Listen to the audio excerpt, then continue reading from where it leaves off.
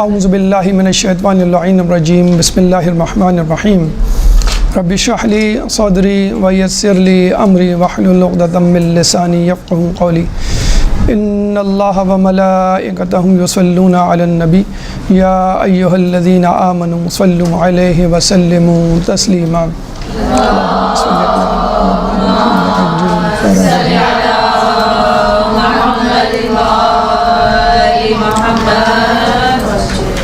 چودہ شعبان یعنی آج کی رات امام زمانہ عجل اللہ تعالی فرجک اللہم صلی علی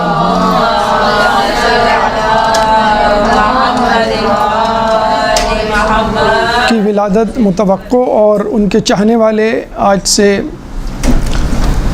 تقریباً 1200 سال پہلے سامرہ میں ان کی ولادت کے منتظر تھے، اور آج ان کے چاہنے والے ان کے ظہور کے منتظر ہیں۔ اللہ تعالیٰ سے دعا ہے کہ آج کی بابرکت باسعادت رات کے طفیل امام کے ظہور میں تعجیل فرما اور ہمیں ان کے ناصران میں شامل فرما۔ ہمارے ہر امام کی ابتلا آزمائش ایک مختلف نوعیت کی تھی، اور آپ کی آزمائش اور نوعیت اس طرح تھی کہ آپ کے نام لینے پر بھی پابندی تھی۔ چنانچہ آپ کو اشاروں کنایوں میں اور القابات میں یا کسی دوسری طرح مخاطب کیا جاتا یا یاد کیا جاتا۔ امام کا نام رسول اللہ کے نام پر محمد اور کنیت ابو القاسم، جیسے خود رسول اکرم صلی اللہ علیہ وآلہ وسلم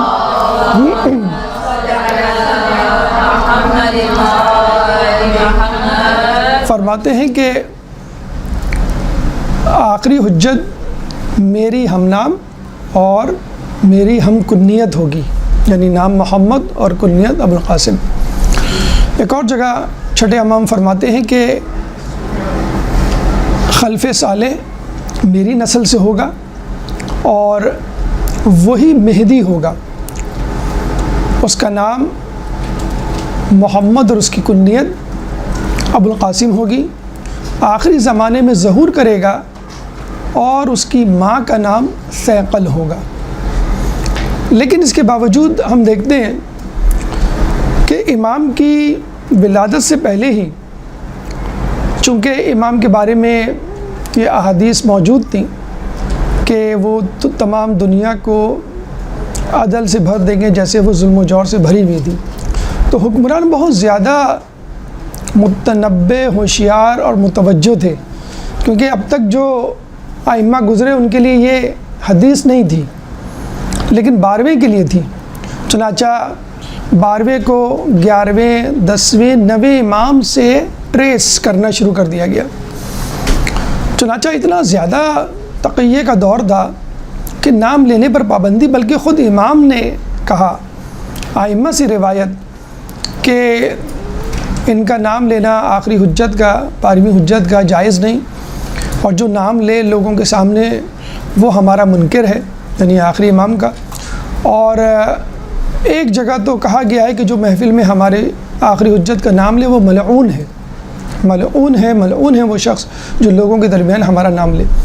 لیکن ائمہ کے بعد یعنی 12ویں حجت جب آئی، شروع میں بہت دور سنگین تھا، لیکن اس کے بعد قدرے بہتر حالات، اور اب تو بہت زیادہ بہتر حالات ہیں، تو اب کے علماء اس بات پر اتفاق رکھتے ہیں کہ یہ دور تقیہ کے حوالے سے تھا، اب وہ دور نہیں رہا، وہ مشکلات نہیں رہی، چنانچہ ہم نام لے سکتے ہیں، جس میں شیخ حر عاملی، مسائل شیعہ کے مؤلف اور دیگر افراد شامل ہیں۔ لیکن ہم پھر بھی سمجھتے ہیں کہ امام کا نام اور امام کی کنیت سے بہتر یہ ہے کہ امام کو ان کے القابات، ان کی خصوصیات سے پکارا جائے، یاد کیا جائے۔ کیوں کہ نام تو امام کا کوئی رکھ سکتا ہے اور دعویٰ کر سکتا ہے کہ میں ہی 12ویں حجت ہوں، جیسے بنو عباس کے خلیفہ نے ایک دفعہ کیا اور اپنے بیٹے کا نام مہدی رکھ دیا، لیکن خصوصیات جمع کرنا کسی کا کام نہیں ہے۔ ناممکن ہے کہ وہ امام کی 12ویں امام کی خصوصیات کو جمع کر سکے۔ اس لیے ہم دیکھتے ہیں کہ قرآن میں بھی امام کو القابات اور خصوصیات بلکہ ان کے اصحاب کے حوالے سے بھی خصوصیات کا تذکرہ کیا گیا ہے۔ چنانچہ آج کا موضوع امام کے القابات کے حوالے سے ہے۔ تقریباً 12 القابات انشاءاللہ ہم آپ کے سامنے پیش کریں گے، ان کے معنی اور مفہوم اور پس منظر۔ گفتگو شروع کرنے سے پہلے بتلا دیں کہ یہ تمام چیزیں ہمارے پاس ریٹن فارم میں موجود ہیں، اگر آپ نہ بھی لکھیں تو کوئی فرق نہیں پڑے گا، آپ کو واٹس ایپ پہ میسیج میں تمام چیزیں مل جائیں گی۔ درود پڑھ دیں محمد والے محمد۔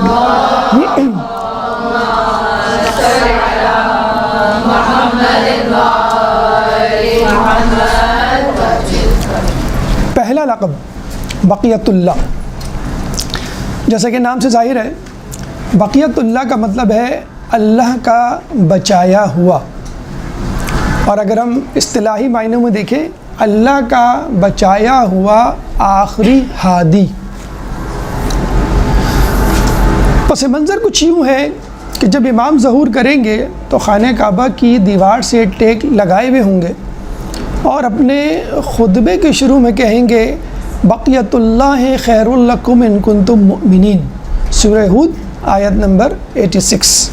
سورہ ہود قرآن کا 11واں سورہ ہے، چیپٹر 11 ورس نمبر 86، 86ویں آیت۔ اور پھر کہیں گے کہ میں ہی بقیت اللہ ہوں، میں ہی حجت خدا ہوں، اور میں ہی اللہ کی طرف سے تمہارے اوپر خلیفہ ہوں۔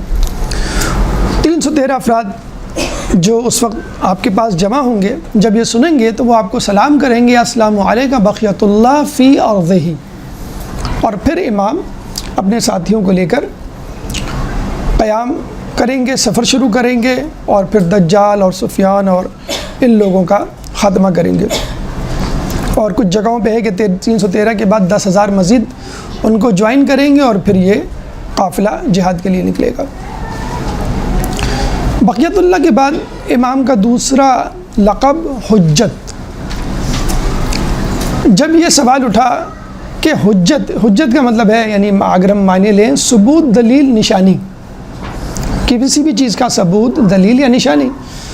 اصطلاحی معنی خدا کی طرف سے لوگوں کے لیے ثبوت، دلیل یا نشانی، آخری ثبوت، آخری دلیل، آخری نشانی۔ جب یہ سوال اٹھا کہ اصولاً تو ہر امام ہمارا حجت ہے، تو یہ آخری امام کے لیے حجت کا لفظ کیوں استعمال کیا گیا؟ تو جواب یہ ہے کہ امام کے دور میں، یعنی 12ویں امام کے دور میں، حجت مادی اور معنوی دونوں طور پر تمام ہوگی۔ اب تک جو امام گزرے انہوں نے معنوی طور پر حجت تمام کی، معنوی یعنی رہنمائی، اصلاح، لوگوں کی تصحیح، صراط مستقیم کی طرف دعوت۔ اور جب امام آئیں گے 12ویں تو مادی اور معنوی دونوں طور پہ، یعنی معنوی تو ٹھیک ہے، وہ ہدایت کی طرف بلائیں گے، صراط مستقیم کی طرف بلائیں گے، شریعت نافذ کریں گے۔ مادی یعنی دنیاوی حوالے سے خوشحالی، دنیاوی حوالے سے امن اور ترقی اپنے عروج پر ہوگی۔ یعنی اگر ہم مادی حوالے سے ترقی کی بات کریں تو کہتے ہیں کہ حکومت اعلان کرے گی کہ کوئی ہے جس کو پیسوں کی ضرورت ہے، قرض کی ضرورت ہے، اور کوئی قرض لینے والا، پیسے لینے والا نہیں ہوگا۔ امن کی یہ حالت ہوگی کہ ایک عورت مشرق سے مغرب سفر کرے گی سونا اچھالتے ہوئے، اس کو خوف نہیں ہوگا کہ مجھے کوئی لوٹ نہ لے۔ ترقی کی یہ حالت ہوگی کہ مشرق میں بیٹھے ہوئے امام کے صحابی مغرب میں بیٹھے ہوئے شخص سے گفتگو کر رہے ہوں گے، بلکہ یہ بھی کہا گیا ہے کہ امام کے زمانے میں خلا کا سفر شروع ہوگا۔ یہ جو ہم ابھی دیکھتے ہیں نا کہ چاند پہ گاڑی جا رہی ہے، مریخ پہ جا رہی ہے، کچھ کامیاب ہوتے ہیں سفر، کچھ ناکام ہوتے ہیں، تو امام کے زمانے میں خلاؤں میں سفر ہوگا۔ اور کیوں نہ ہو، امام کے جو جد تھے وہ کہا کرتے تھے لو کشف الغطا ما ازددت یقینا، کہ اگر حجابات ہٹ جائیں تو میرے ایمان میں اضافہ نہ ہو، اور میں آسمانوں کے راستوں سے کو زمین کے راستوں سے زیادہ جانتا ہوں۔ اب مسئلہ یہ ہے کہ پہلے کے ائمہ کو موقع ہی نہیں دیا گیا، اقتدار ہی نہیں دیا گیا، تو یہ تمام چیزیں، یہ تمام ترقی کیسے وجود میں آتی؟ لیکن جب لوگوں کو انشاءاللہ پوری دنیا کو من حیث المجموعی یقین آ جائے گا کہ ہم سے غلطی ہوئی اور اصل کتاب کے وارث، اصل دین کے وارث یہ لوگ ہیں، تو پھر انشاءاللہ ترقی ہوگی۔ تو یہ دوسرا لقب بقیت اللہ کے بعد حجت۔ تیسرا لقب خلف یا خلف صالح، خلف یعنی پیچھے آنے والا خلیفہ، مطلب ہے اس کا نیک آدمی کا خلیفہ، خلف صالح۔ اصطلاحی معنیوں میں دیکھیں تو ہم کہیں گے انبیاء اولیاء کے وارث۔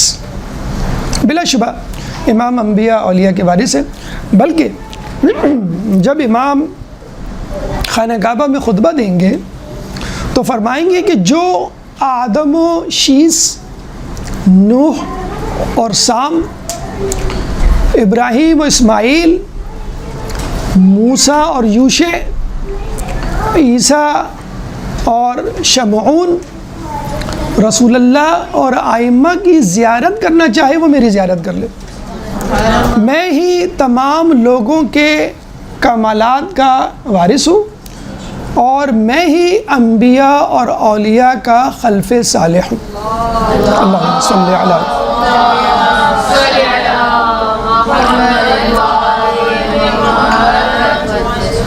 آپ یوں سمجھ لیجئے کہ جیسے ہم کمپیوٹر میں، موبائل میں سافٹ ویئر انسٹال کرتے ہیں تو اس کے نئے نئے ورژنز آتے ہیں، تو آپ اس نئے ورژن کو اپڈیٹ کرتے ہیں، پرانے ورژن کو اپڈیٹ کرتے ہیں نئے ورژن کے ساتھ، مختلف ایپس، مختلف سافٹ ویئرس۔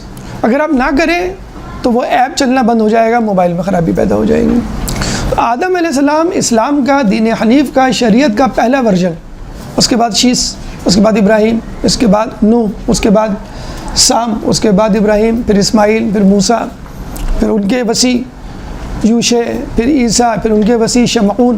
اچھا دیکھیے امام نے جو ترتیب دی ہے فقط نبیوں کی نہیں بلکہ نبیوں اور ان کے وسیع کی، یعنی آدم ان کے وسیع شیس، نوح ان کے وسیع سام، ابراہیم ان کے وسیع کچھ نبی بنے کچھ نبی نہیں بنے، سام جیسے ابراہیم ان کے وسیع اسماعیل، موسیٰ ان کے وسیع یوشع نبی نہیں بنے لیکن وسیع تھے، اس طرح عیسیٰ ان کے وسیع شمعون، رسول اللہ پھر ان کے اوصیاء 12 کے داداد میں۔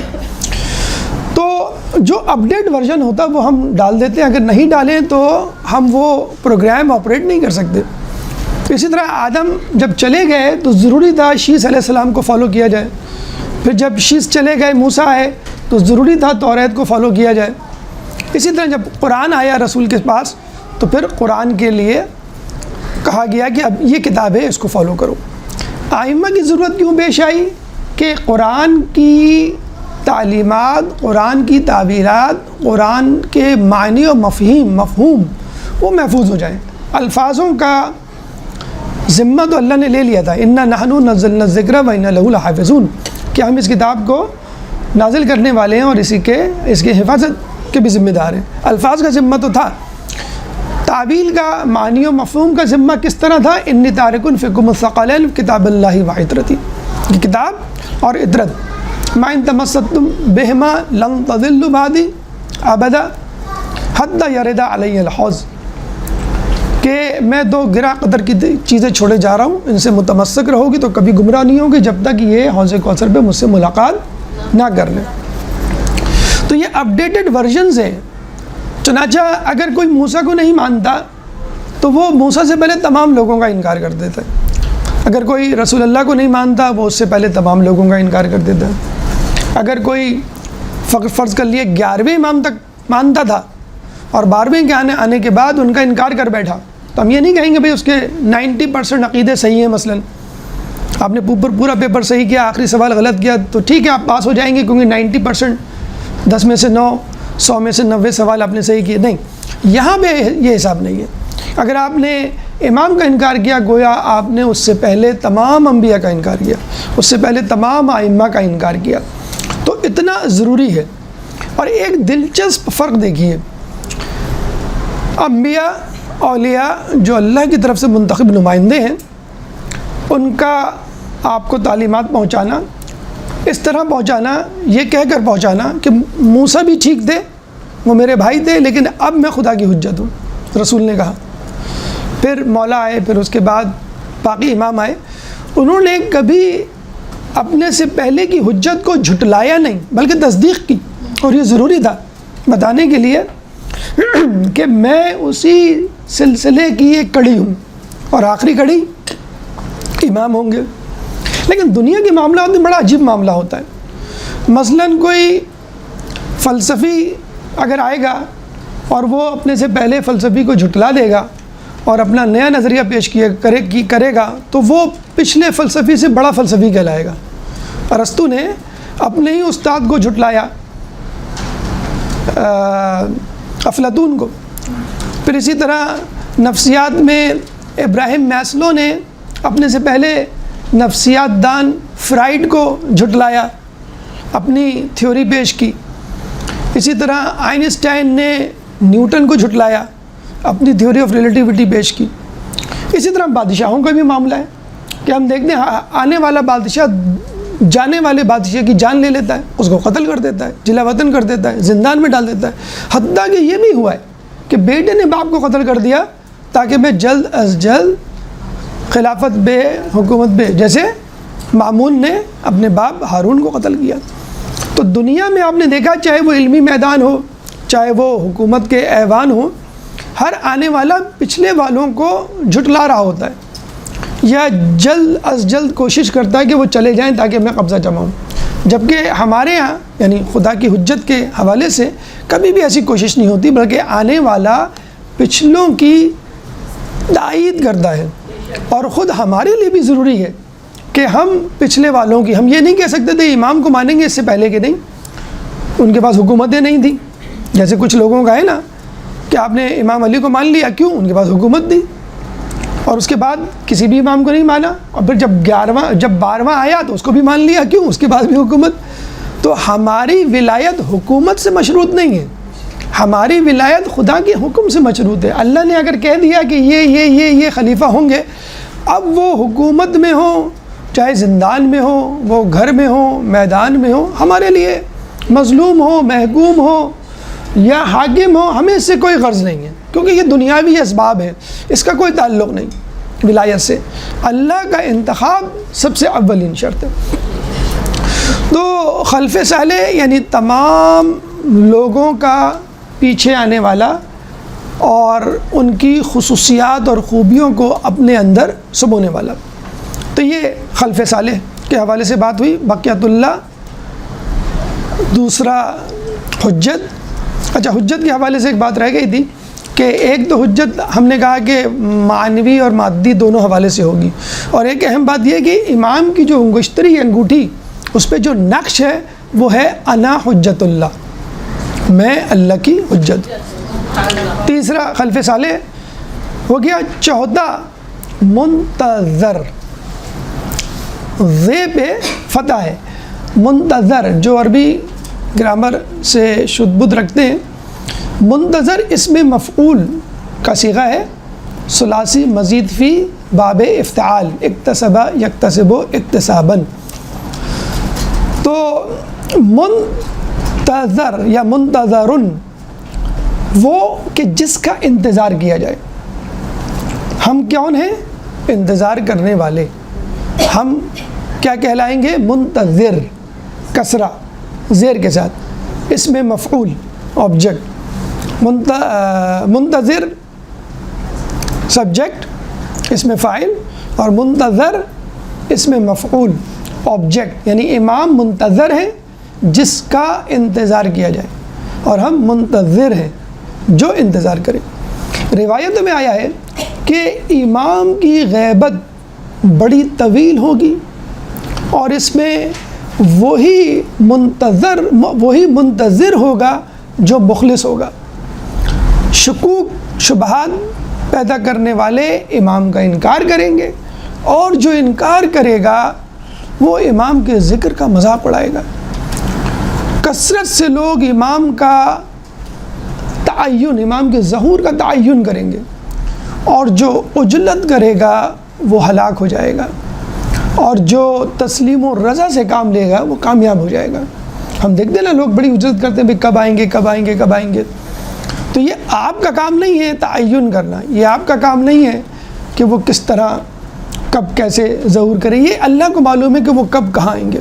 بلکہ ہماری کتاب اور روایات تو چھوڑ، خود انجیل میں امام کے ظہور کا منظرنامہ ایک ایسے شخص کی تشبیہ سے دیا گیا ہے کہ جو اپنے مالک کا انتظار کر رہا ہے۔ انجیل میں درج ہے کہ کمر کس لو، چراغ جلا لو، تمہاری مثال اس شخص کی سی ہے کہ جو اپنے مالک کا انتظار کر رہا ہے، چنانچہ بیدار رہو، دروازہ جب کھٹکھٹایا جائے تو فوراً دروازہ کھول دو، اور خوش نصیب ہیں وہ لوگ کہ جن کو ان کا مالک بیدار پائے۔ اور تمہیں گمان بھی نہیں ہوگا کہ ابن آدم کب ظہور کرتا ہے۔ یعنی بعض اوقات ہوتا ہے کہ انسان جو ہے وہ انتظار سے تھک جاتا ہے، بلکہ یہ ہمارے ساتھ بھی ہوتا ہے جب ہم مثلاً فلائٹ کا انتظار کر رہے ہوتے ہیں، ٹرین کا انتظار کر رہے ہوتے ہیں تو آدمی تھک جاتا ہے اور پھر غافل ہو جاتا ہے، چلو بھائی کچھ کھا پی لیں، کچھ کھیل لیں، کچھ چہل قدمی کر لیں، اور پتہ چلا کہ ٹرین آ گئی، فلائٹ آ گئی۔ ایسے ہی ہوتا ہے۔ ایک دفعہ ہم گئے کسی کو چھوڑنے کراچی کینٹ اسٹیشن، تیز گام آنے والی تھی، پتہ چلا کہ وہ لیٹ ہے۔ کتنی لیٹ ہے؟ 7 گھنٹے لیٹ ہے۔ اب آپ اندازہ لگائیں 7 گھنٹے گزارنا، سمندر کی سیر کر کے آ گئے، گھر آ کے سو گئے، پھر اٹھے، پھر کھانا بھی کھا لیا، وہ 7 گھنٹے نہیں گزر رہے۔ خیر 7 گھنٹے بعد دوبارہ اسٹیشن پہنچے، اور پھر دل میں خیال آیا کہ 7 گھنٹے کہہ رہے ہیں، پھر یہ 2-4 گھنٹے لیٹ ہوگی۔ ایگزیکٹلی 7 گھنٹے بعد ٹرین آ گئی، دیر ہی صحیح، اور ایک دم سے وہ بھاگے ٹرین کی طرف۔ تو امام کے لیے مثلاً ہم نے تعین کیا ہوا بھائی یہ نشانی ہو گئی، بس اب ہو جائے گا۔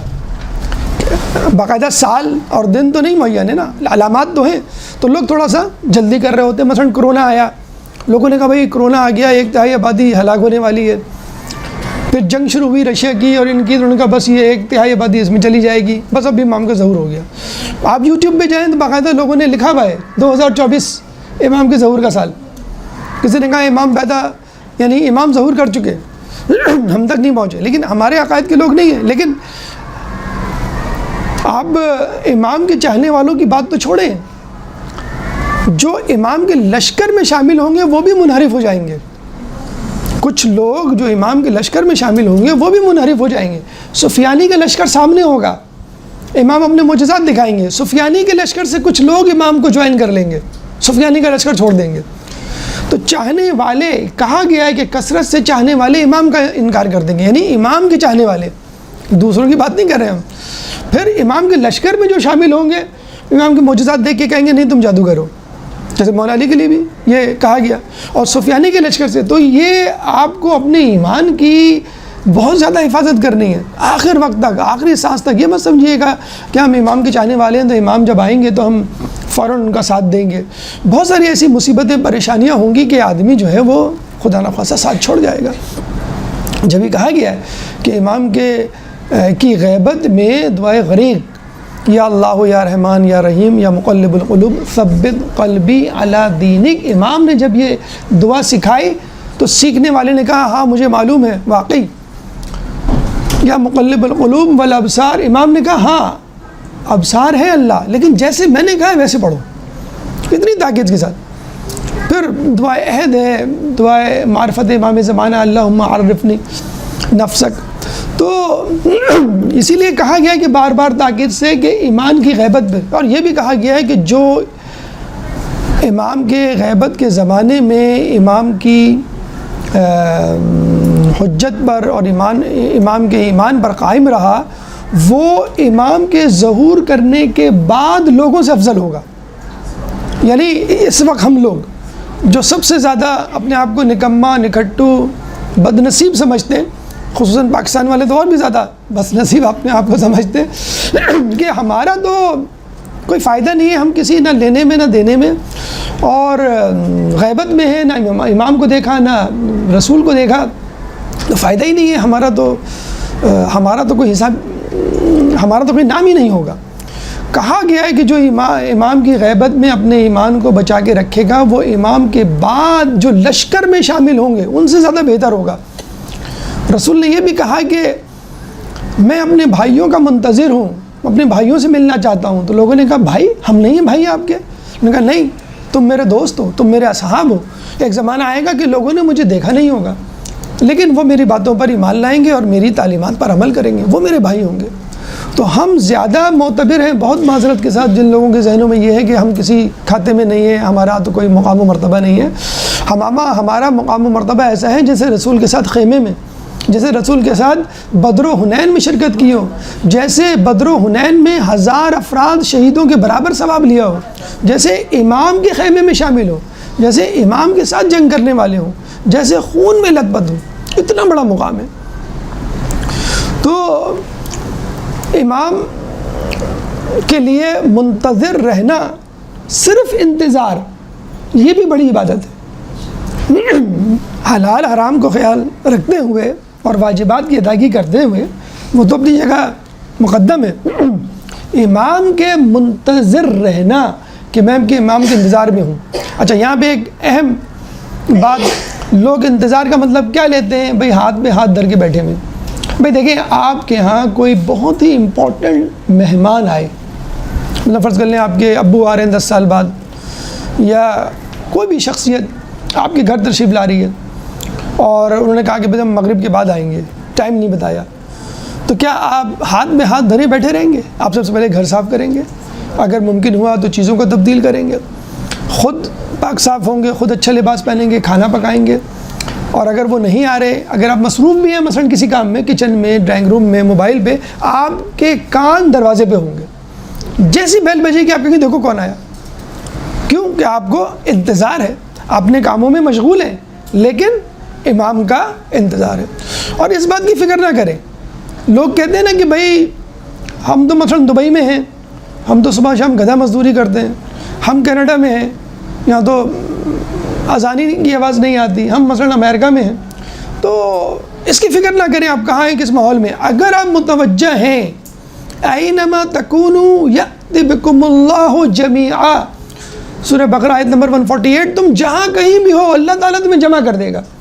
کیوں؟ متوجہ ہیں آپ کیا کر رہے ہیں، کیا نہیں، حرام نہ کر رہے ہو، بہرحال آپ رزق کما رہے ہو کوئی مسئلہ نہیں، جاب کر رہے ہو کوئی مسئلہ نہیں ہے، آپ گھر کی صفائی کر رہے ہو، آپ لوگ کہتے ہیں ہم ایران میں پیدا ہوتے ہیں، عراق میں پیدا ہوتے ہیں، مکہ مدینہ میں پیدا ہوتے تو ہم کیا ہوتے ہیں، نہیں، خوف کی حالت میں روایت میں آیا ہے عبادت کرنا، خوف کی حالت میں نماز پڑھنا امام کے ظہور کے بعد جہاد میں شامل ہونے سے کہیں زیادہ بہتر ہے۔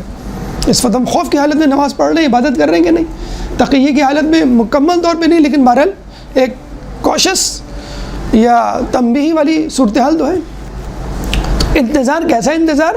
واجبات کی ادائیگی، حرام سے پرہیز اور متوجہ رہنا۔ ایک سمپل سی سادی سی مثال، اگر آپ یہ معلوم کرنا چاہتے ہیں کہ اگر امام آئے تو کیا میں ان کے ساتھیوں میں شامل ہوں گا، تو آپ اپنے آپ سے سوال کیجئے کہ جب نماز کا وقت ہوتا ہے آپ فوراً لپک کے اٹھتے ہیں؟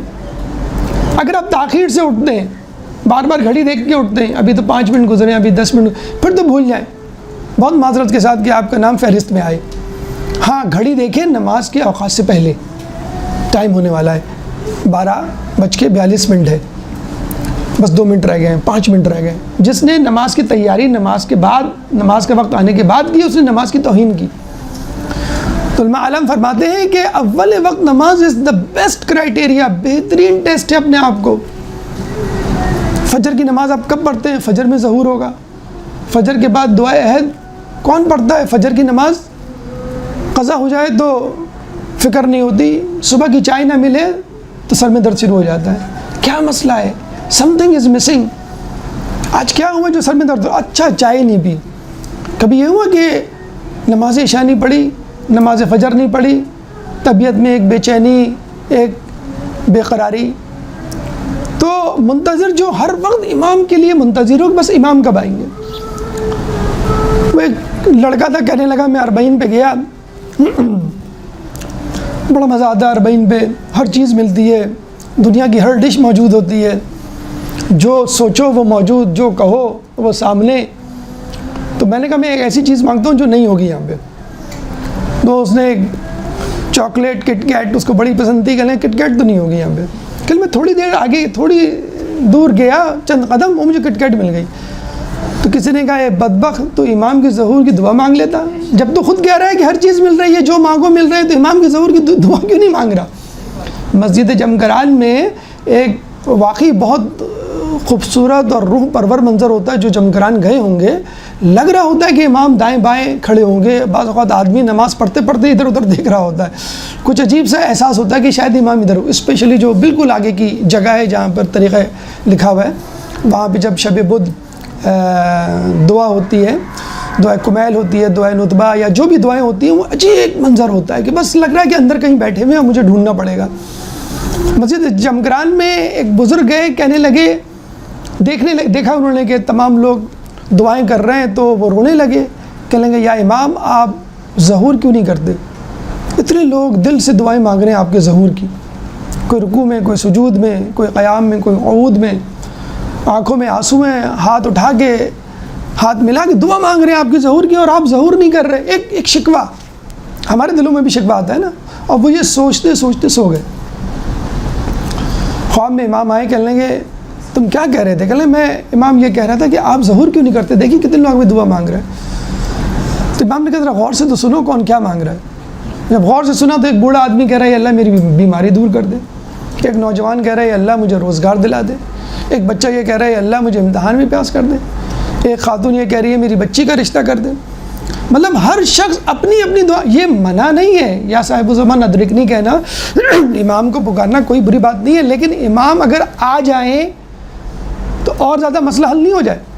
یعنی آپ کے ابو فرض کر لیں امریکہ میں، دبئی میں ہیں، اور جب آپ کو ضرورت ہوتی ہے آپ کو پیسے بھیج دیتے ہیں. اگر ابو خود آ جائیں، ابو سے یہ مانگ رہے ہیں ابو یہ بھیج دیں، ابو وہ بھیج دیں، اور آپ دعویٰ کر رہے ہیں مجھے ابو سے بڑی محبت ہے، تو آپ کو تو ابو کے پیسوں سے محبت ہے. ابو سے محبت ہوتی تو کہتے ابو آپ خود آ جائیں، باقی چیزیں ہوتی رہیں گی. تو جب امام ظہور کریں گے تو کیا دیں گے؟ ابھی غیبت میں ہے تو اتنا دیر ہے. تو انتظار کا مطلب یہ ہے کہ انسان متوجہ رہے، چاہے کوئی بھی کام کرے، جب امام کا ظہور ہو تو وہ لبیک کہے. اور اس بات کو یہ نہ سوچے کہ میں کہاں ہوں گا، کس حالت میں ہوں گا. امام آپ کو فقط پہلا قدم آگے بڑھانا ہے. آپ کو یہ بھی نہیں دیکھنا ہے کہ میں سمندر میں ہوں، میں دریا میں ہوں، میں خشکی میں ہوں، میں تری میں ہوں، میں بیڈ روم میں ہوں، ڈرائنگ روم میں ہوں، گلی میں، سڑک پہ. ایک قدم، فقط ایک قدم بڑھانا. کہتے ہیں دوسرا قدم امام کے سامنے ہوگا. اتنی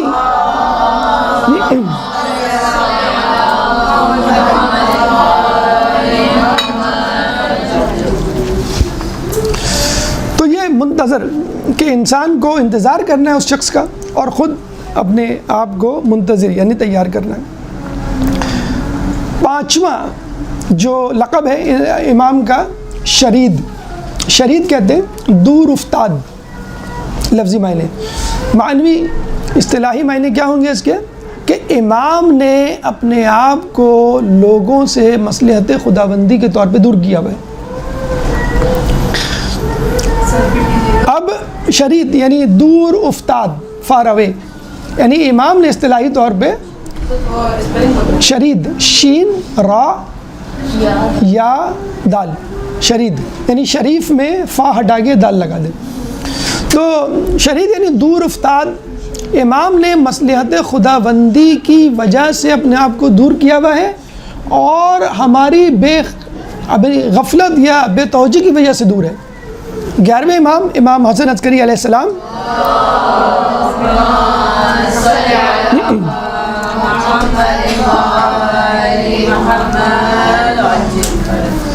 کے حوالے سے امام فرماتے ہیں کہ میرے والد بزرگوار نے مجھے نصیحت کی تھی، وصیت کی تھی کہ دیکھو اپنے آپ کو سماج سے دور رکھنا، کیونکہ اللہ کے ہر ولی کا دشمن ہوتا ہے، اور اللہ چاہتا ہے کہ تم کو باقی رکھے. تو امام کی مصلحت ہے. لیکن دوسری طرف ہماری بے توجہی، بے عقلی کہ ہم جو ہے تیار نہیں ہیں کہ امام آئیں تو ان کا دفاع کر سکیں. لیکن امام کے دور ہونے کے بعد بھی باوجود، جیسے ہم نے کہا نا، مثال دی آپ کے ابو کسی دوسرے ملک میں، لیکن پھر بھی آپ کی خبرگیری کرتے ہیں. آپ کو چیزیں، پیسہ یا نصیحت، مشورے پہنچاتے رہتے ہیں تاکہ آپ اپنی زندگی آسانی سے گزاریں۔ تو جہاں بھی جس کو بھی ضرورت پڑی کسی مدد کی، امام حاضر ہوئے۔ کسی نے زیارت کی فرمائش کی، امام نے اپنی زیارت کروائی۔ بحیثیت قوم و ملت لوگوں کی مدد کی۔ جو ہمارے ذہنوں میں یہ سوال ہے کہ اتنے ہمارے دشمن ہیں لیکن پھر بھی شیعہ صفحہ ہستی سے نہیں مٹتے، پھر بھی ان کی تعداد بڑھ رہی ہے، پھر بھی عزاداری بڑھ رہی ہے، وہ اسی وجہ سے کہ امام کا ہاتھ ہمارے اوپر ہے، ہم بغیر امام کے نہیں ہیں۔ یعنی کتنے علماء ایسے ہیں جنہوں نے غلط فتویٰ دیا۔ سید مہدی بحر العلوم نے ایک دفعہ فتویٰ غلط دے دیا تھا۔ کسی نے کہا کہ ایک عورت حاملہ انتقال کر گئی ہے، اس کے پیٹ میں بچہ ہے، کیا کریں؟ امام نے سید مہدی بحر العلوم نے کہا اس کو ویسے ہی دفنا دو۔ امام نے فوراً آ کے کریکشن کی، نہیں، پیٹ چیک کر کے بچہ نکالو۔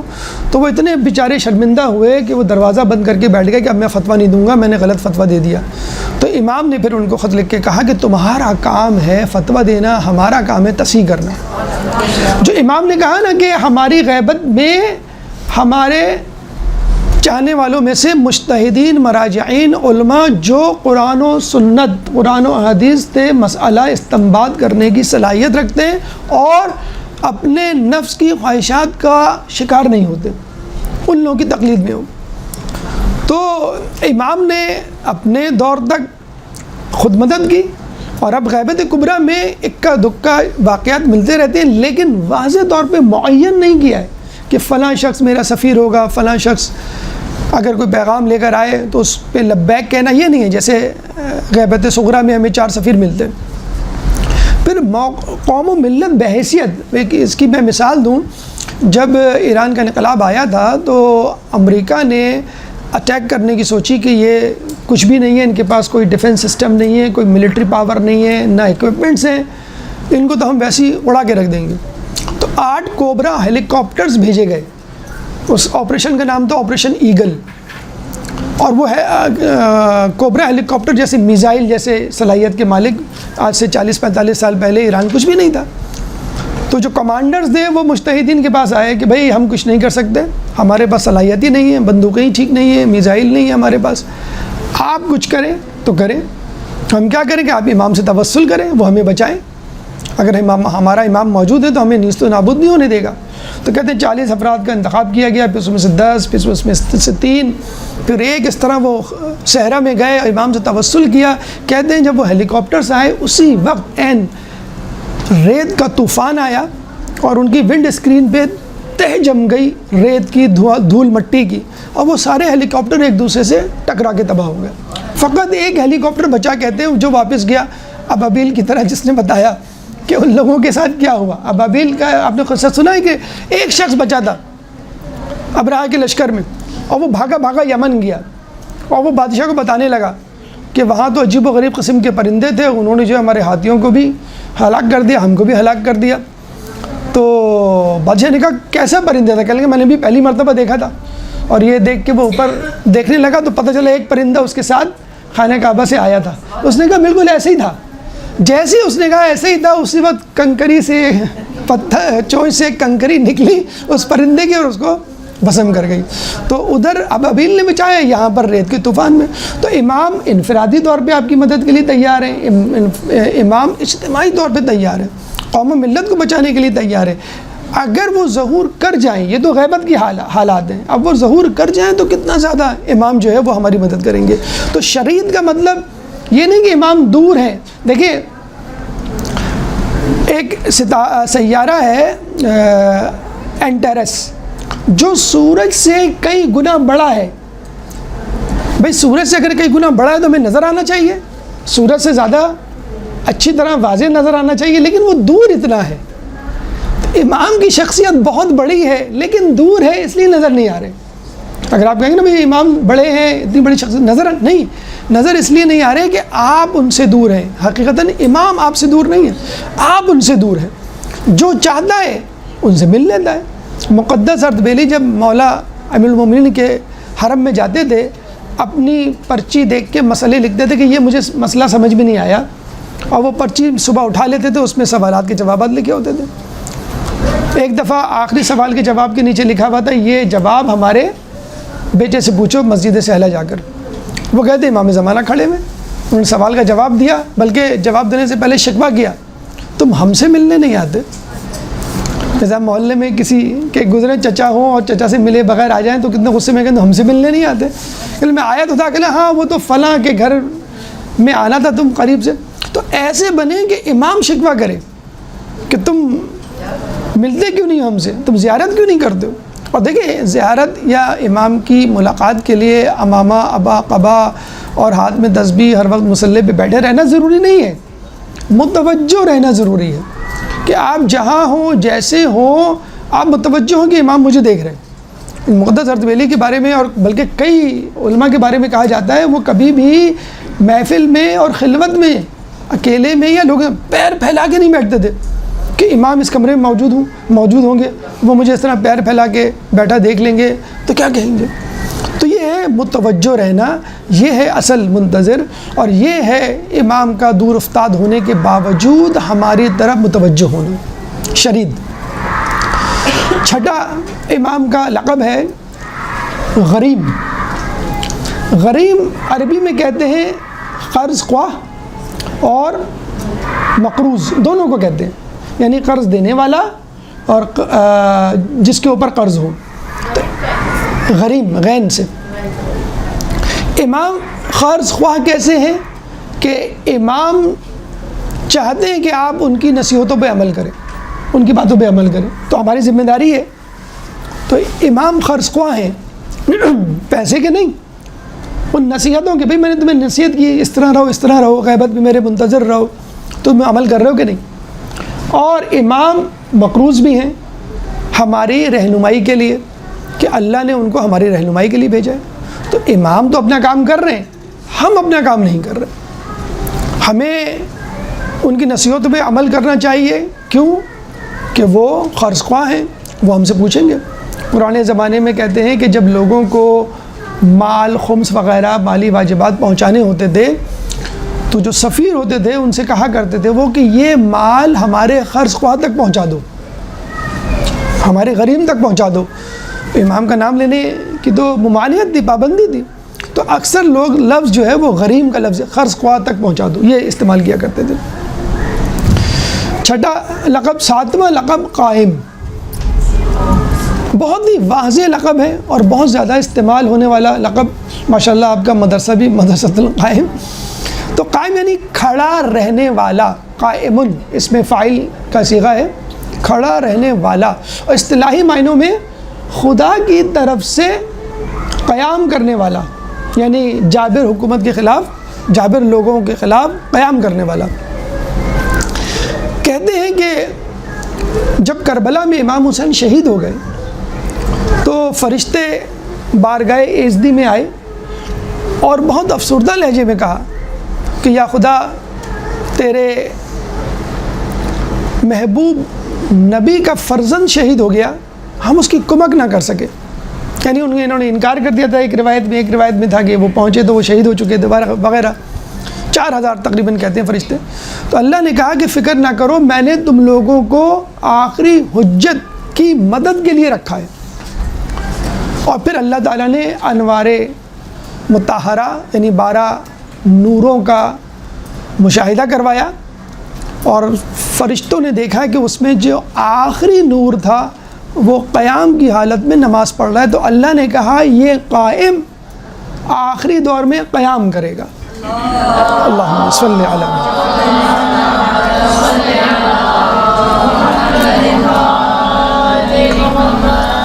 بس لوگوں نے پھر آپ کو قائم یعنی قیام کرنے والا، جابر حکومت کے خلاف جہاد کرنے والا.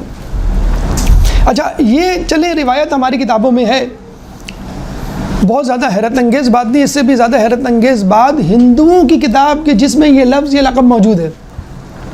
شاکمونی ہندوؤں کے بہت بڑے بزرگ، بلکہ ان کے حساب سے نبی گزرے ہیں جن کو اوتار وہ کہتے ہیں. تو وہ وحدت ادیان اور آخری مصلح کے حوالے سے کہتے ہیں کہ آخری زمانے میں بادشاہی اور سلطنت دونوں مخلوقات کے سردار کشن کے فرزند کے ہاتھ میں ہوگی. کشن وہ رسول اللہ کو کہتے ہیں کہ ہاتھ میں ہوگی. جو آخری زمانے میں دنیا پہ حکومت کرے گا، اور اس کی حکومت مشرق و مغرب کے پہاڑوں پر ہوگی۔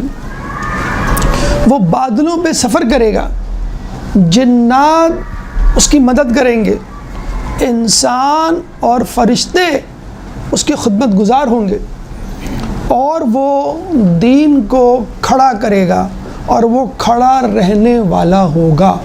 کھڑا رہنے والا یعنی قائم۔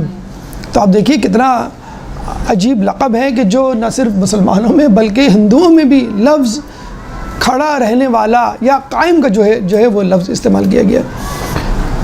تو کہنے کا مقصد یہ ہے کہ قائم یعنی قیام کرنے والا، اور قیام یعنی ظلم و استبداد کی حکومت کے خلاف کھڑا رہنے والا۔ اس کے بعد اچھا اس میں ایک اہم نقطہ، 8ویں امام رضا علیہ السلام، اللہم صلی علی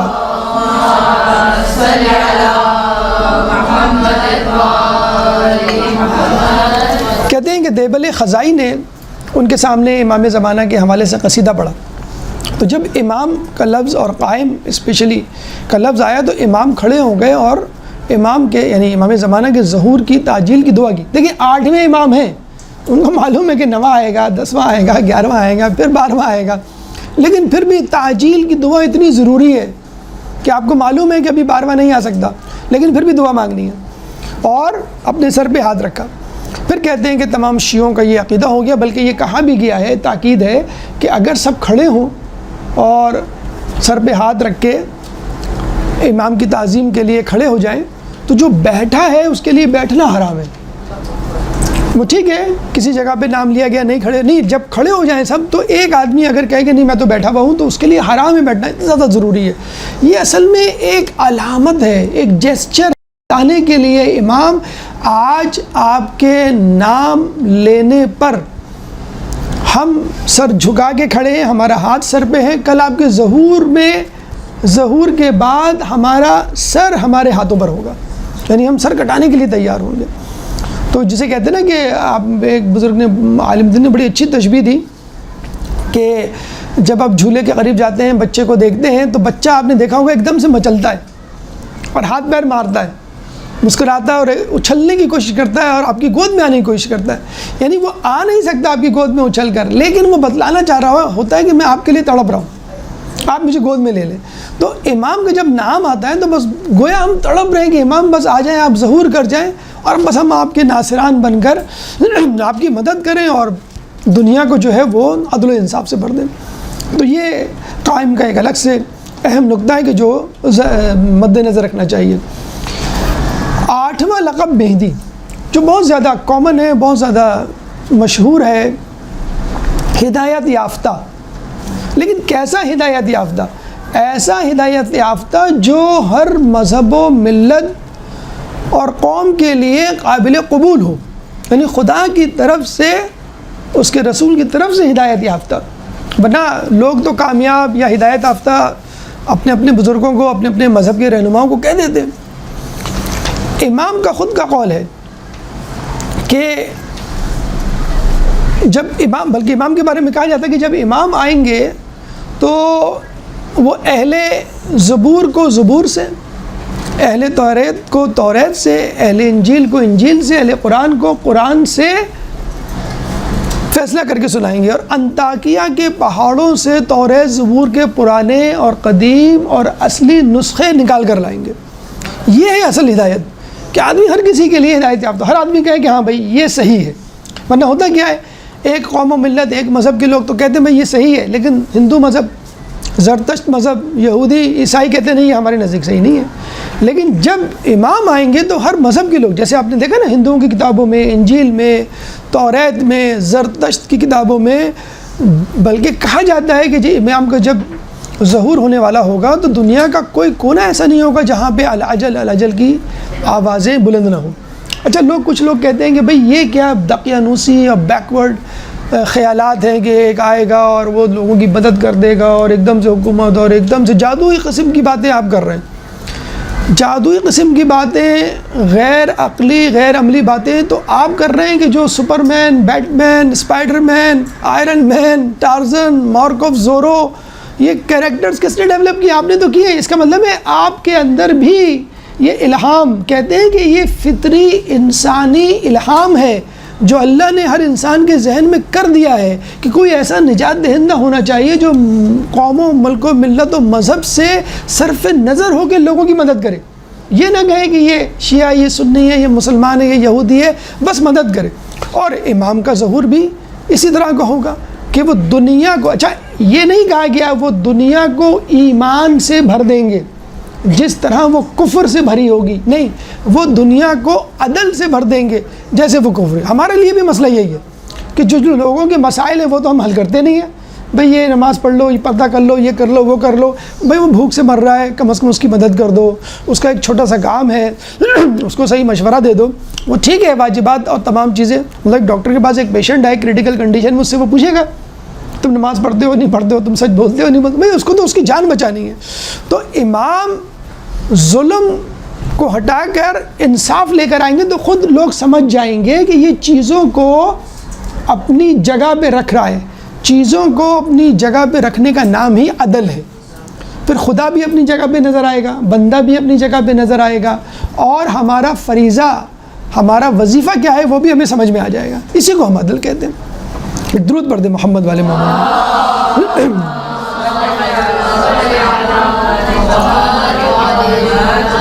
اچھا یہ بالکل مولا علی کی سیرت کا ایک پہلو بھی ہے جو مولا فرمایا کرتے تھے، اگر مسند قضاوت بچھا دی جائے تو میں اہل زبور کو زبور سے، اہل توریت کو توریت سے، اہل انجیل کو انجیل سے، اہل قرآن کو قرآن سے. بالکل ہو بہو وہی جسے کہتے ہیں کہ شباہت ہے. یعنی کہنے کا مقصد یہ ہے کہ جو آخری امام ہے یہ پہلے امام کی کڑی ہے. اور پھر جب ہم کہتے ہیں کہ بھئی زبور کس پہ اتری؟ داؤد علیہ السلام پہ اتری. توریت کس پہ اتری؟ موسیٰ علیہ السلام پہ اتری. انجیل کس پہ اتری؟ عیسیٰ علیہ السلام پہ. اس کا مطلب یہ انبیاء کی بھی کڑی ہیں، یعنی انبیاء کے بھی وارث ہو گئے اور ائمہ کے بھی خود بخود وارث ہو گئے. اور ہمارے ہاں تو علی میں بھی محمد کی جھلک ہے، آخر میں بھی محمد کی جھلک ہے. اولنا محمد و اوسطنا محمد و آخرنا محمد و کلنا محمد. اللہم صلی علی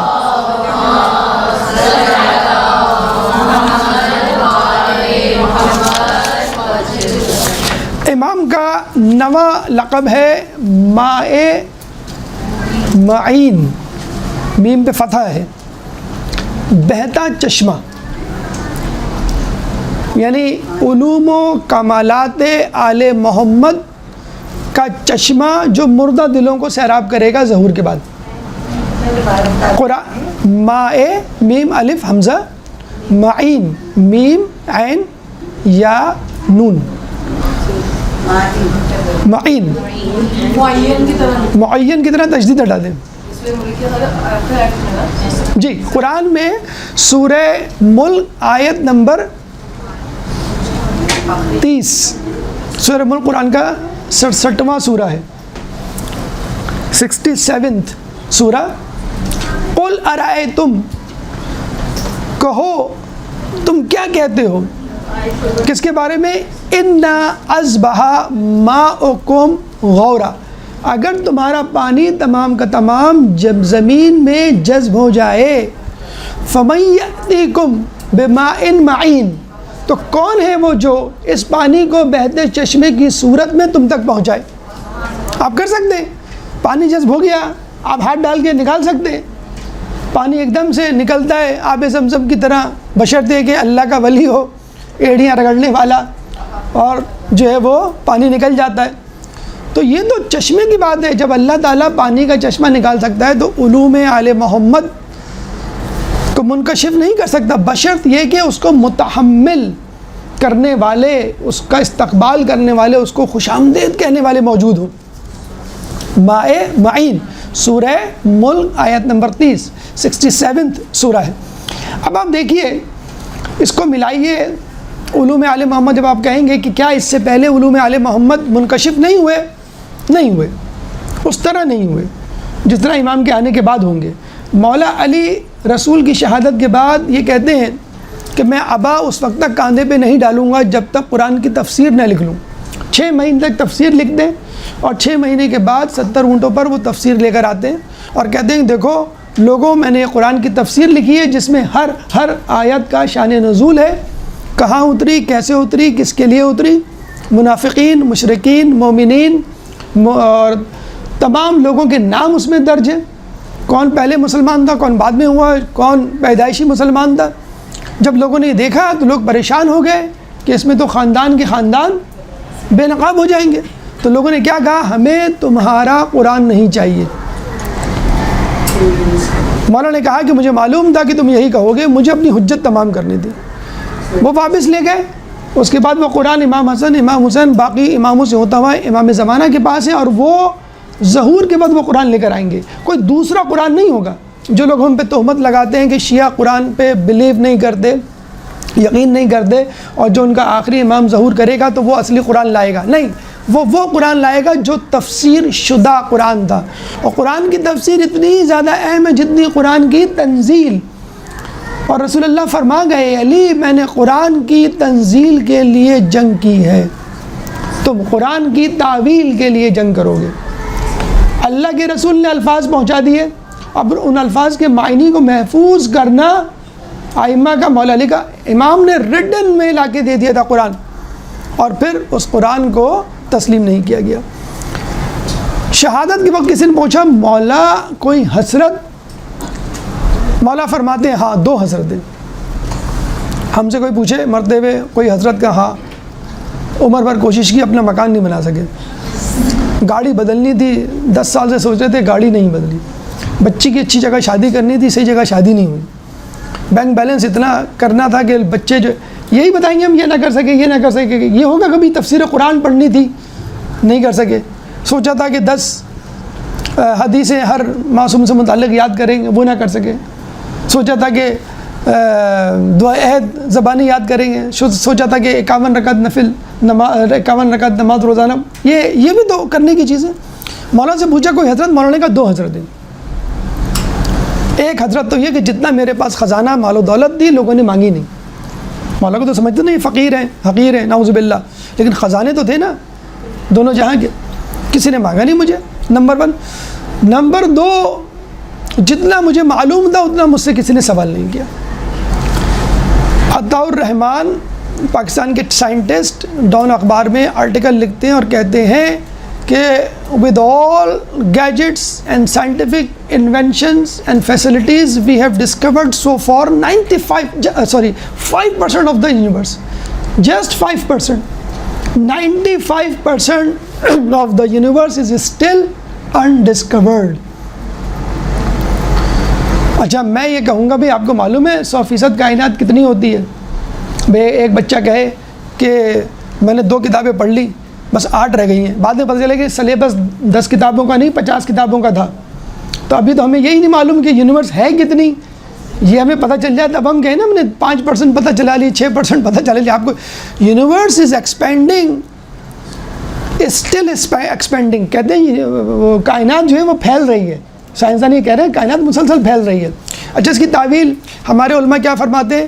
علماء یہ فرماتے ہیں کہ رسول اللہ نے جو فیض دیا ہے وہ اس پر لوگ عمل کر کے اپنی نیکیوں میں بھی اضافہ کر رہے ہیں اور رسول کی نیکیوں میں بھی اضافہ کر رہے ہیں، ان کا اجر مسلسل بڑھ رہا ہے۔ جب کسی کا اجر مسلسل بڑھے گا تو اس کی جنت میں جگہ بھی تو مسلسل بڑھے گی نا، تو اس لیے کائنات ایکسپینڈ ہو رہی ہے کہ جو لوگ کام کر رہے ہیں ان کا اجر مسلسل بڑھ رہا ہے۔ تو مولا علی نے کیا کہا کہ جتنا مجھے معلوم تھا کسی نے پوچھا نہیں، جتنا میرے پاس تھا کسی نے مانگا نہیں۔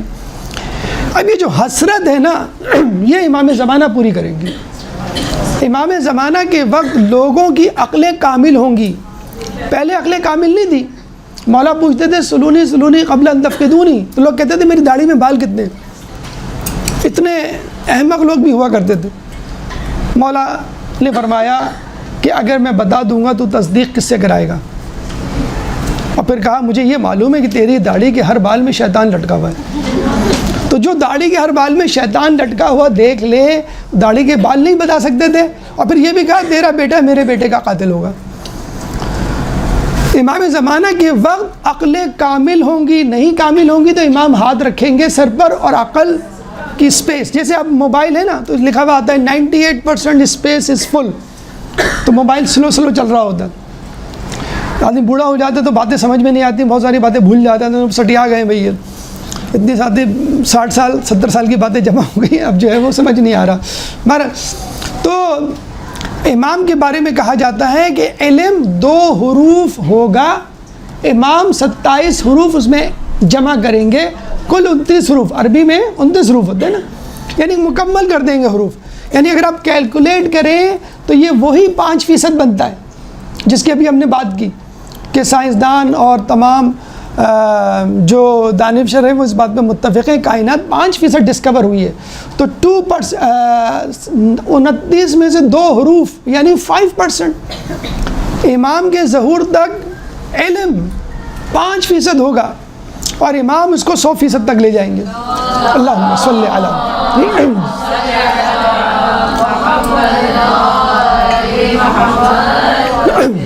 اس سے بھی دلچسپ بات، بہت ہی دلچسپ بات، سائنسدانوں نے یہ کیلکولیٹ کیا ہے کہ جو مادہ ہمیں نظر آتا ہے نا، یہ دیوار، یہ چھت، یہ ٹیبل، کیمرہ، یہ اسپیکر، یہ جو مادہ ہمیں نظر آ رہا ہے یہ صرف 5% ہے.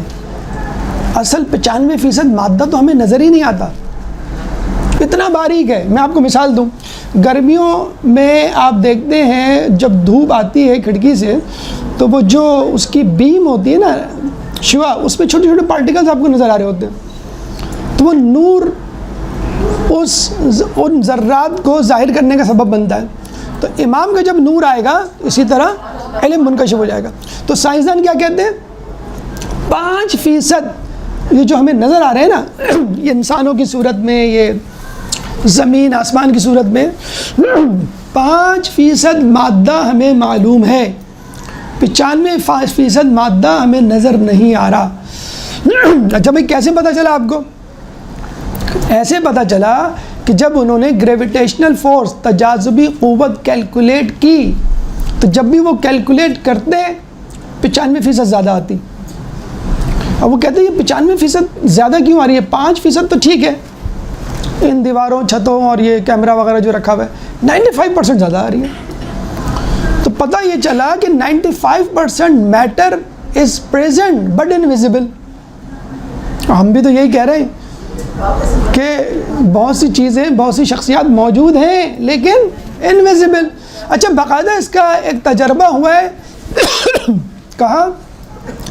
امریکہ میں انڈر گراؤنڈ، اسٹینفورڈ جو ان کا صوبہ ہے، اسٹیٹ ہے وہاں پہ، اور اس کا نام ہے SURF، SURF، Stanford under ground research facility, جو سونے کی کان تھی کسی زمانے میں. انہوں نے کہا بھی ہمیں انڈر گراؤنڈ مضبوط قسم کا تہخانہ چاہیے اس ڈارک میٹر پہ ریسرچ کرنے کے لیے. تو بھئی وہ کان بند کر دی گئی سونا، حالانکہ سب سے زیادہ سونا وہیں سے نکلتا تھا. انہوں نے مشینیں لگائیں فوراً اور تجربہ کیا، وہ تجربہ کامیاب ہو گیا. کہہ لیں گے ہاں کنفرم ہو گیا، جو ہم سوچ رہے تھے کہ 95% میٹر از انویزیبل، اب کنفرم ہو گیا. انہوں نے حکومت سے درخواست کی کہ بھئی یہ لیبارٹری ہمیں مستقل دے دی جائے، سونے کی کان بند کر دیں تاکہ ہم اس ڈارک میٹر کی ریسرچ کو آگے بڑھائیں. یہ امریکہ کو جو ہم برا بھلا کہتے ہیں نا، مرگ برگ امریکہ اور اسرائیل مرد آباد، وہ ٹھیک ہے، لیکن جو اچھی صفات ہیں کم از کم ان کو تو آپ حاصل کر لیں. یعنی علم ہمارے پاس ہونا چاہیے، علم وہ حاصل کر رہے ہیں. امام زمانہ کو ثابت کرنا ہمارا کام ہے، ثابت وہ کر رہے ہیں. وہ ایک سامنے بڑا اچھا کہا، کہیں آپ بڑے مزے سے کہتے ہیں میں قرآن میں یہ لکھا ہے، سائنس بھی یہ کہتی ہے، قرآن میں یہ لکھا ہے، یہ سائنس بھی کہتی ہے. کہیں گے ثابت کس نے کیا؟ گوروں نے ثابت کیا. آپ بھی ثابت کر لیتے قرآن پڑھ کے. ہمیں تو اپنا لفظی طور پہ قرآن پڑھنے کی فرصت ہو تو ہم تحقیق میں جائیں. تو کہنے کا مقصد یہ ہے کہ جب 95% فورس ایگزرٹ ہو سکتی ہے اور میٹر انویزیبل ہو سکتا ہے، تو یہ کیوں نہیں ہو سکتا کہ دنیا کے 95% کام امام زمانہ چلا رہے ہوں اور ہم سمجھ رہے ہیں کہ لوگ چلا رہے ہیں، UNO چلا رہا ہے، نیٹو چلا رہا ہے، امریکہ چلا رہا ہے، اسرائیل چلا رہا ہے. اگر یہ لوگ چلا رہے ہوتے تو تشیع زمین سے ختم ہو چکا ہوتا. ہماری کوئی اوقات نہیں ہے. اگر ہم تعداد کی بات دیکھیں، یہ جو ہمارے پیچھے امام ہے جو 95% بلکہ 100%، جہاں جسے ہم تو بس ایک وسیلہ اپناتے ہیں، کام امام پورا کر رہے ہیں. تو جو لوگ یہ کہا کرتے تھے بھائی خدا نظر نہیں آتا، اس کو میں کیسے مانوں، اب وہ مان رہے ہیں. کہ بھی ڈارک میٹر بھی نظر نہیں آتا، اور ہم تو اب یہ کہتے ہیں کہ نظر آنا تو بہت دور کی بات، ہمارا امام اپنا اثر بھی ڈالتا ہے، ہمارا امام ہماری مدد کو بھی آتا ہے، ہمارا امام ہماری دوام اور ہماری بقا کا بھی ذریعہ ہے۔ درود پڑھ دے محمد والے محمد۔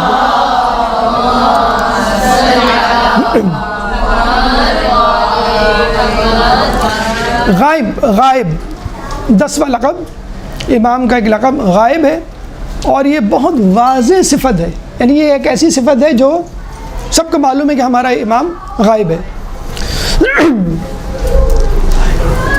امام جب پیدا ہوئے، اچھا غیبت لوگ کہتے ہیں 5 سال کے بعد شروع ہوئی، غیبت صغریٰ غیبت کبریٰ۔ دیکھا جائے تو غیبت امام کے پیدائش کے بعد ہی شروع ہو گئی۔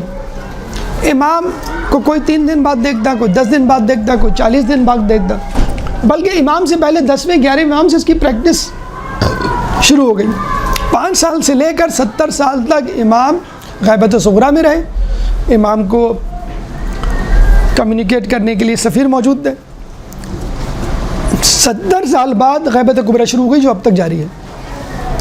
اب یہ کب تک جاری رہے گی، کیسے جاری رہے گی، یہ واللہ عالم، لیکن غیبت جاری رہے گی۔ اب یہ سوال جو لوگوں کے ذہنوں میں پیدا ہوتا ہے کہ بھائی امام غیبت میں ہے تو پھر کس کام کے؟ ابھی ہم نے بتا دیا آپ کو امام کیسے مدد کرتے ہیں۔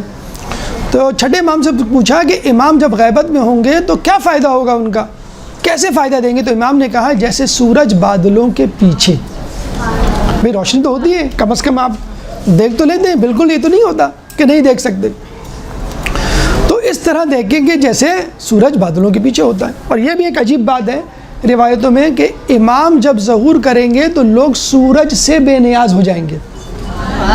سورج سے بے نیاز، کہتے ہیں کہ سورج ذریعہ ہے بقائے حیات کا، بلکہ آپ دیکھیں آج کل سولر پینل کتنے عام ہو گئے، لوگ بجلی بھولتے جا رہے ہیں، کوئلہ بھولتے جا رہے ہیں، گیس بھولتے جا رہے ہیں۔ اس کا مطلب کیا ہوا؟ تمام تر انرجی کا دار و مدار سورج پہ ہوگا۔ جب امام آئیں گے ایسی ٹیکنالوجی لے کر آئیں گے کہ لوگ سورج کو بھول جائیں گے۔ کہتے ہیں کہ جب آپ آئیں گے تو ترقی اپنے عروج پر ہوگی، تو اس کا مطلب ہی یہی ہوا کہ سورج سے بھی بڑی ٹیکنالوجی وہ لے کر آئیں گے۔ آخری امام کا لقب، اور وہ ہے مؤمل۔ بہت کم لوگوں کو معلوم ہے مؤمل، جس سے امید باندھی جائے، مؤمل۔ 11واں ہے۔ کہتے ہیں کہ جب امام کی ولادت ہوئی تو 11ویں امام نے کہا کہ لوگ یہ چاہتے تھے، میم واو پہ حمزہ، پھر میم تشدید اور پھر لام۔ 11ویں امام کہتے ہیں کہ جب امام کی ولادت ہوئی تو انہوں نے فرمایا لوگ یہ چاہتے تھے کہ مجھے قتل کر دیں تاکہ میری ساری نسل منقطع ہو جائے، لیکن یہ دیکھو اللہ کی قدرت نے کیسا کرشمہ دکھایا، اور پھر آپ نے ان کا ایک نام مؤمل بھی رکھا۔ 12ویں اور آخری صفت منصور۔ منصور، من قتل ظلمن، سورہ اسراء آیت نمبر 33۔ من قتل ظلمن فقد جعلنا لولیہ سلطانہ، جو کوئی مظلوم قتل ہوگا ہم نے اس کے ولی کے لیے قصاص رکھا ہے۔ فلا یسرف فی القتل، پس تم قتل سے انصراف یعنی اسراف یا حد سے زیادہ نہ گزرنا۔ انہ کان منصورا، اور اللہ تعالیٰ مدد کرنے والا ہے۔ امام، اب دیکھیں یہاں پہ آیت بہت آسانی سے سمجھ میں آ سکتی ہے کہ بھئی اگر کوئی کسی کو قتل کرے گا تو قصاص ہے، قصاص میں کسی کو قتل کیا جائے گا، اور اس سے زیادہ وہ اسراف نہ کرے، زیادہ زیادتی نہ کرے۔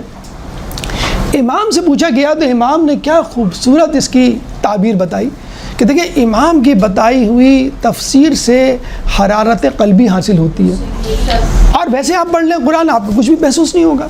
اب دیکھیں امام نے کیا کہا، امام نے کہا جو اس میں ظلمن لکھا ہے نا، من قتل ظلمن، ظلمن امام حسین کے لیے لفظ ہے، اور یہ جو کہا ہے انہو کانا منصورا، منصورا امام زمانہ کے لیے ہے، یعنی امام حسین مظلوم قتل کیے گئے، اب ان کے انتقام کے لیے وہ شخص آئے گا جس کی مدد اللہ تعالیٰ کرے گا۔ تو اللہ تعالیٰ سے دعا ہے کہ اللہ تعالیٰ ہمیں امام کے ناصرین میں شامل فرما۔ اللہ تعالیٰ سے دعا ہے کہ اللہ تعالیٰ ہمارے ایمان کو امام کی غیبت میں صحیح سالم رکھ۔ اللہ تعالیٰ سے دعا ہے کہ امام کی نصرت کے لیے، ان کے پیغام کو گھر گھر پہنچانے کے لیے ہمیں ہمہ وقت تیار رکھ، امام کی طرف متوجہ رکھ، جو کچھ پڑھا سنا اس پہ عمل کرنے کی توفیق عطا فرما، جو پریشان حال ہے ان کی پریشانی کو دور فرما، جو بے روزگار ہے ان کو رزق حلال عطا فرما، جو رزق حلال کما رہے ہیں ان کے رزق حلال میں برکت عطا فرما، جو مقروض ہیں ان کے قرضوں کو عطا فرما، جو زندان میں ہیں ان کو رہائی عطا فرما، جو گمشدہ ہیں ان کو ان کے پیاروں سے ملا، جو سفر میں ان کو منزل عطا فرما۔ مسلمان دنیا میں جہاں جہاں ظلم و ستم کا نشانہ بنے ہوئے ان کے ظلم و ستم کو دور فرما، امام کے ظہور میں تعجیل فرما، ہمیں ان کے انصار و اعوان میں شامل فرما۔ ربنا تقبل منا انک انت السمیع العلیم وتب علینا انک انت التواب الرحیم برحمتک یا ارحم الراحمین۔